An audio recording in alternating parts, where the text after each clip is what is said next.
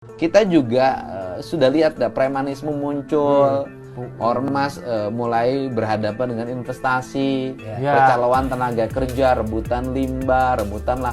Udah saya sampai hari ini buat alokasi untuk namanya gerakan Jabar Manunggal, yaitu membersihkan geng motor, membersihkan premanisme. Gubernur Jawa Barat Deddy Mulyadi berencana memasukkan wajib militer pada kurikulum pendidikan menengah di Jabar.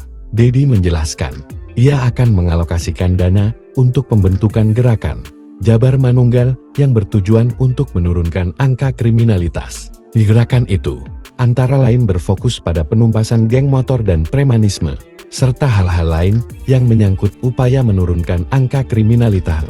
Masuknya pendidikan wajib militer juga salah satu dari gerakan Jabar Manunggal. Ini untuk pembentukan kebangsaan pada anak SMA, kata Deddy dalam program gaspolkompas.com yang dikutip pada Selasa, 26 Februari 2025. Deddy berharap adanya wajib militer bisa membuat para siswa paham terkait banyak hal. Dia ngerti dari sisi fisiknya, misalnya ngerti baris berbaris.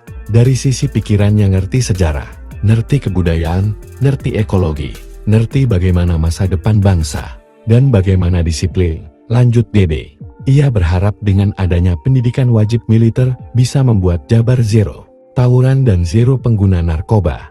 Mantan Bupati Purwakarta itu menyebutkan, pendidikan wajib militer ini akan melibatkan TNI.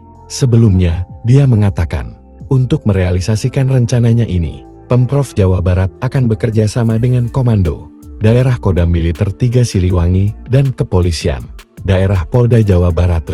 Menurut dia, wajib militer akan ditujukan kepada anak-anak yang terlibat geng motor, hingga perkelahian antar siswa. Rencananya mereka yang tertangkap karena balapan liar di jalan kemudian terlibat geng motor, kena perkelahian antar pemuda antara siswa.